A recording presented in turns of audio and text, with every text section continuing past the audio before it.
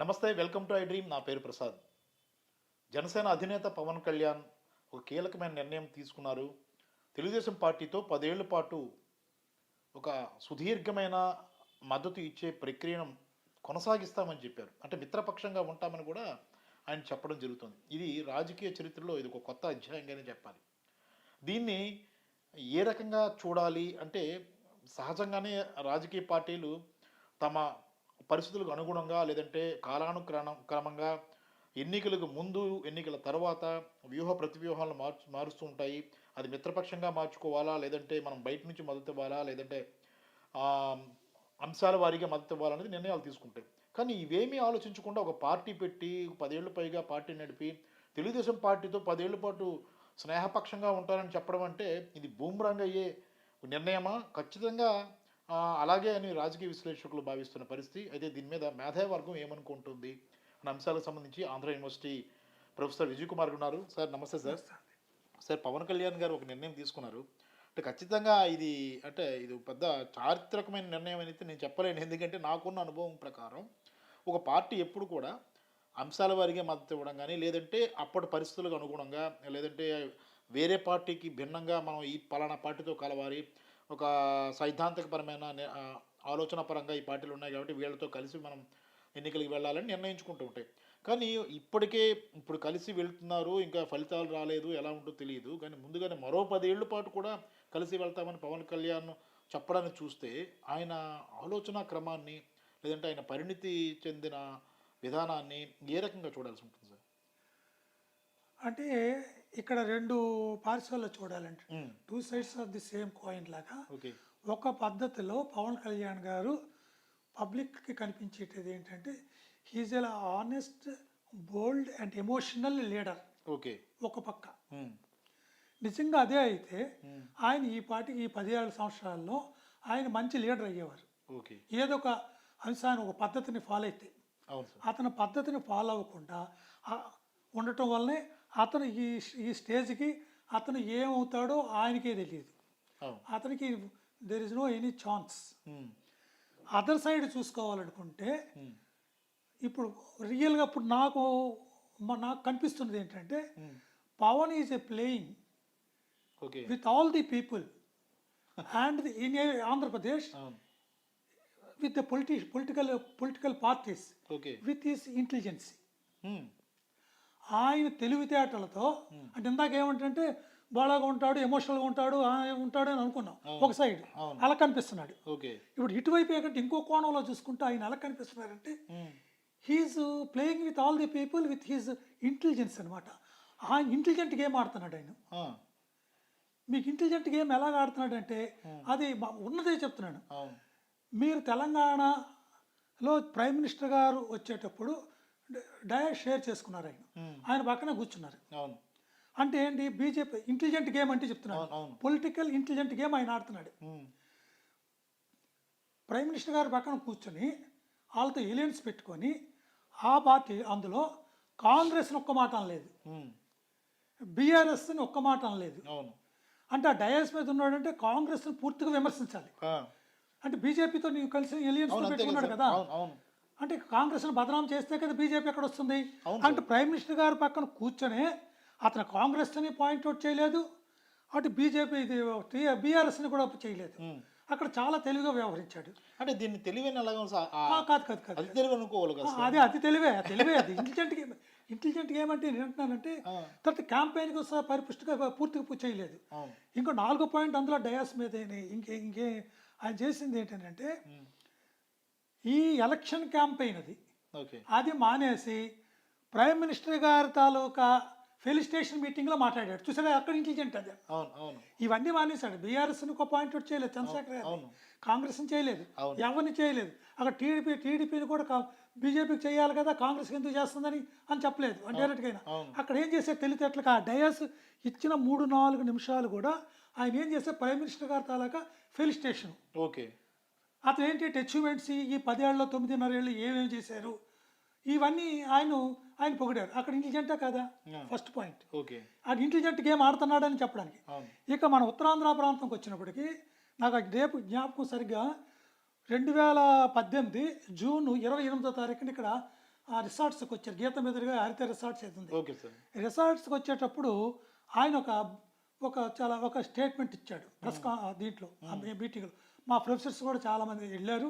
అందులో ఆయన ఏమన్నారంటే, ఇక్కడ ఈ ఈ ఉత్తరాంధ్ర నేను పెత్తందారులకు, ల్యాండ్ లార్డ్స్కు, రియల్ ఎస్టేట్ పీపుల్ వైపు ఉండాలా, లేదంటే బడుగు బలహీన వర్గాలతో నిండిపోయినటువంటి ఉత్తరాంధ్ర పేద ప్రజల వైపున ఉండాలా, అంటే నేను ఉత్తరాంధ్ర ప్రజల బడుగు బలహీన వర్గాల వైపునే నేను ఉంటాను అని నిర్ణయం తీసుకున్నాడు ఆయన. అప్పుడే అంటే అప్పుడు ఏం చేశాడు ఆయన, ఆ రోజున ఉత్తరాంధ్ర ప్రాంతాన్ని, ఉత్తరాంధ్ర ప్రజల్ని ఆయన భుజం మీదకి ఎత్తుకున్నారు. అంటూ ఇంకో మాట ఏమన్నారు, ఉత్తరాంధ్ర ప్రాంతాన్ని కానీ ప్రజలను కానీ ఇలాగే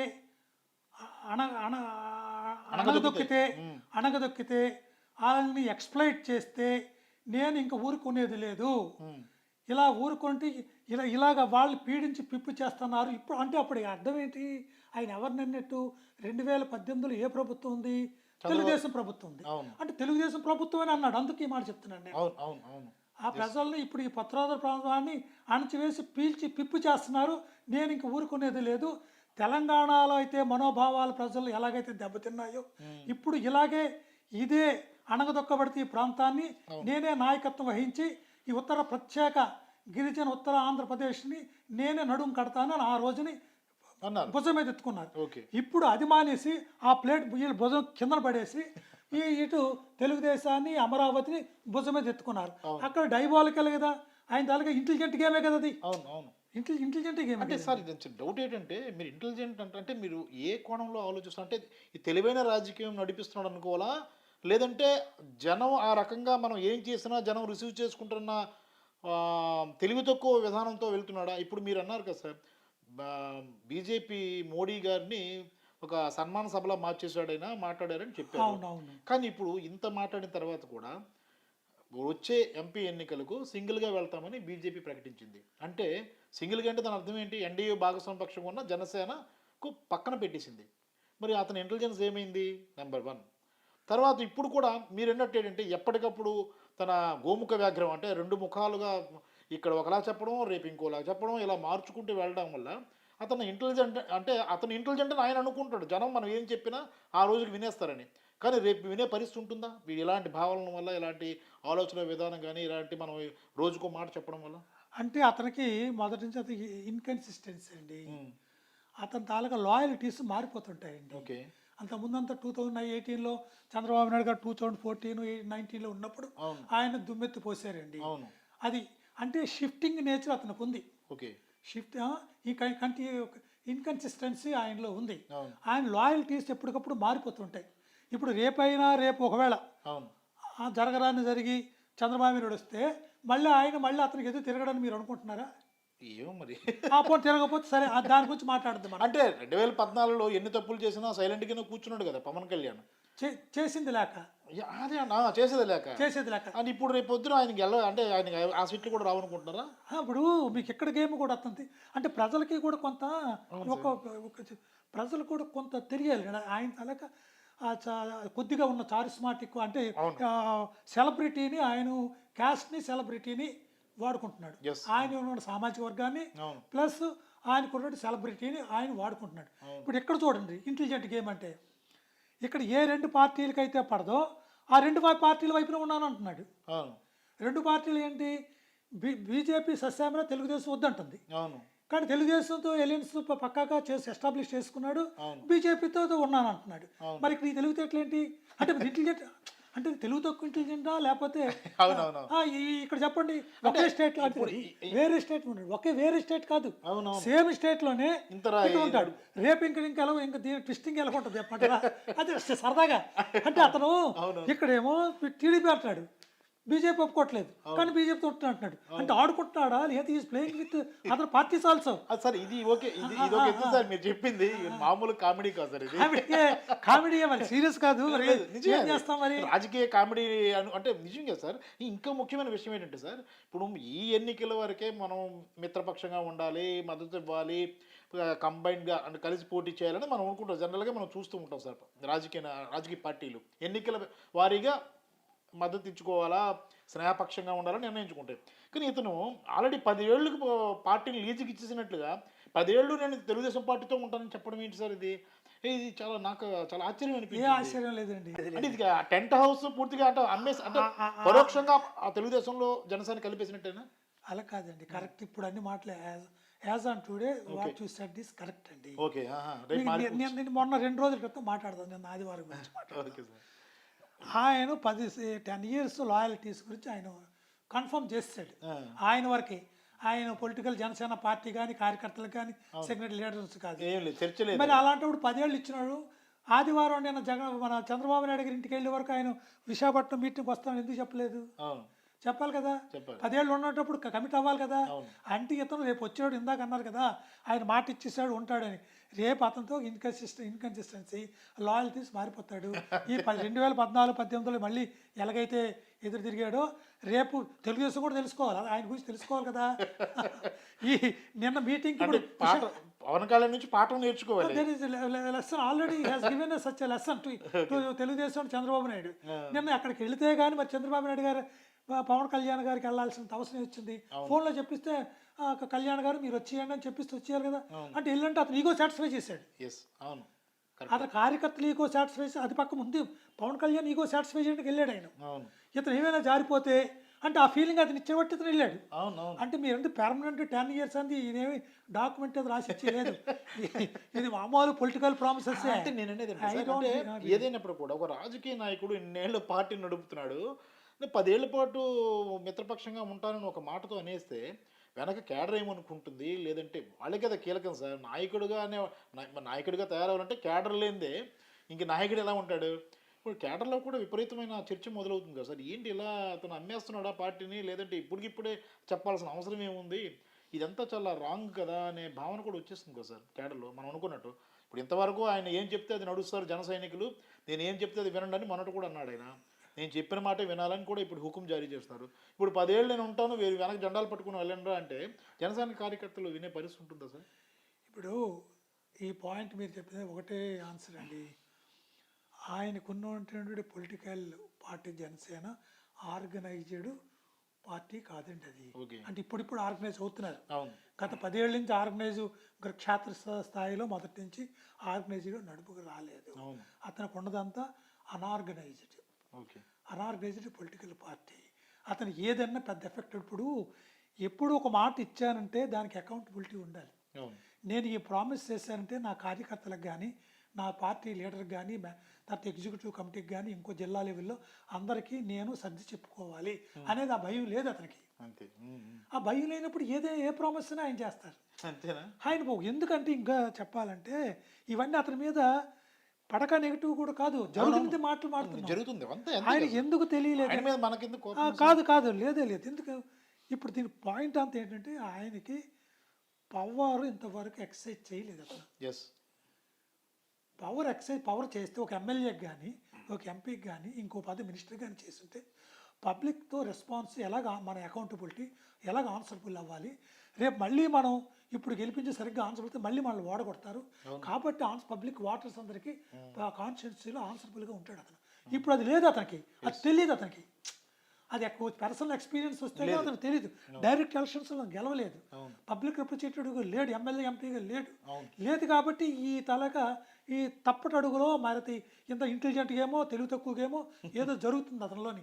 అది ఆయనకే తెలియాలి, మనకు తెలియదు. అంటే మీరు నిత్యం పవన్ కళ్యాణ్ కోసం మనం మాట్లాడుతుంటాం, ఆయన విధానాలు అంటే ఆయన ప్రత్యామ్నాయ శక్తిగా ఎదగాలని మనం కోరుకుంటాం. ఎందుకంటే ప్రజాస్వామ్యంలో సహజంగా అంతే కదా. ఇంకో పార్టీ రావాలి, ప్రశ్నించే పార్టీ వచ్చినప్పుడు ప్రతిపక్షం గట్టిగా ఉన్నప్పుడు ప్రభుత్వం కూడా పక్కగా పనిచేయడానికి ఉపయోగపడుతుంది, అది ఏ ప్రభుత్వం అయినా. కానీ పవన్ లాంటి ఎమోషనల్ లీడర్ ఉండాలి, ప్రశ్నిస్తాడు అన్న భావనతో చాలా మంది ఆయన వెనక్కి వెళ్తున్నారు. సరే ఈయన ఒక ప్రత్యామ్నాయ శక్తిగా ఎంచుకుందామని. కానీ ఆయన మాత్రం నేను నాయకుడిని కాను, నేను ఇంకో పార్టీ జెండాలు మోస్తాననే భావనకు ఆయన వెళ్ళిపోతున్నాడు. అది ఆయన ఇష్టం. ఒక ప్రొఫెసర్‌గా, ఒక మేధావర్గానికి సంబంధించిన వ్యక్తిగా పవన్ కళ్యాణ్‌కి మీరు ఏ సూచన చేస్తారు సార్? అంటే ఇప్పటికి కూడా వరుస తప్పుటడుగులు అలా అలా వేస్తూ ఇక రేపు భవిష్యత్తులో క్యాడర్ కూడా దూరం అయిపోతుంది సార్. ఎందుకంటే ఇంకెంతకాలం సహిస్తారు?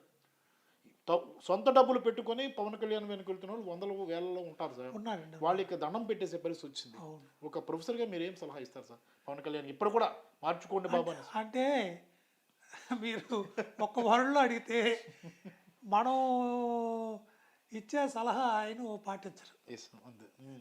ఆయనకి పెద్ద ఈగోయిస్ట్. అవును. ఎందుకు ఈగోయిస్ట్ అని కనెక్టివిటీ చెప్తాను. అవును. బీజేపీతో అంటే ఎందుకంటే మన మాట వినరు, అవును. మనం సలహా ఇచ్చాల్సిన అవసరం కూడా మనకు లేదు, అవును. నాకు కూడా అంత అవసరం లేదు, ఆయన పాటించరు. అవును. అవును. మీకు చిన్న ఎగ్జాంపుల్ చెప్తాను. అవును. బీజేపీతో కలిసి ఉన్నాను, హ్మ్. తెలుగుదేశంతో కలిసిన బీజేపీతో చివరి వరకు బీజేపీ మాతో ఉంటుంది, మేమే అంత ఉన్నాం. ఈ రోజున పురంధేశ్వర్ గారు ఆయన కలిశారండి, అవును. లేదా పురంధేశ్వర్ గారు ఆయన కలిశారండి. కల్లేదు. ఆయన ఎక్కడ మోడీ గారిని, ప్రైమ్ మినిస్టర్ని, అమిత్ షాని, నడ్డాని కలుస్తానని అంటున్నారు. అవును. అంటే ఆయన లెవెల్లో, ఈగో లెవెల్లో పురంధరేశ్వర్ నథింగే కదా. అంతే. అంతే. అంతే. అవును. ఇప్పుడు ఆవిడ బీజేపీ ఇప్పుడు ప్రెసిడెంట్ కదా, పోనీ ఇక్కడ అవును. ఇప్పుడు ఆవిడ ఎలా వాళ్ళ వ్యక్తిత్వం, ఆవిడ తాలూకు పార్టీ ఒపీనియన్ మనకు అక్కర్లేదు. అవునవును. ఇక్కడ ఇప్పుడు పవన్ కళ్యాణ్ గురించి మాట్లాడితే అంటే ఈ రోజు కలిసి ఉన్నాం అంటున్నాడు, కలిసి ఎవరితో ఉంటాడు? మోడీ గారితో కలిసి ఉంటాడు స్టేట్లోని. అవును. పురంధేశ్వరితో కలిసి ఉండాలి అంటే అతను ఎంత ఈగోయిస్ట్, అతను మతం మాట్లాంటాడు, ఆయన కరెక్ట్ చేసుకుంటాడు, మనం చెప్పక్కర్లేదు. Thank you very much sir. Right. రాష్ట్రంలో జనసేన అనగానే ఒక emotional party leader Pawan Kalyan మనకు గుర్తుకొస్తారు. ఆయన నాయకుడిగా ఉన్నారు, 10 ఏళ్ల పాటు జనసేన నాయకుడిగా ఉన్నారు. కానీ ప్రత్యక్ష ఎన్నికల్లో పోటీ చేసి గెలవలేదు కాబట్టి ప్రజల కష్ట నష్టాలు ఏంటి, ప్రజలతో ఎంత అకౌంటబిలిటీ ఉండాలన్న భావన కూడా ఇంతవరకు రాలేదన్న అభిప్రాయం అయితే ఎక్కువగా వినిపిస్తోంది.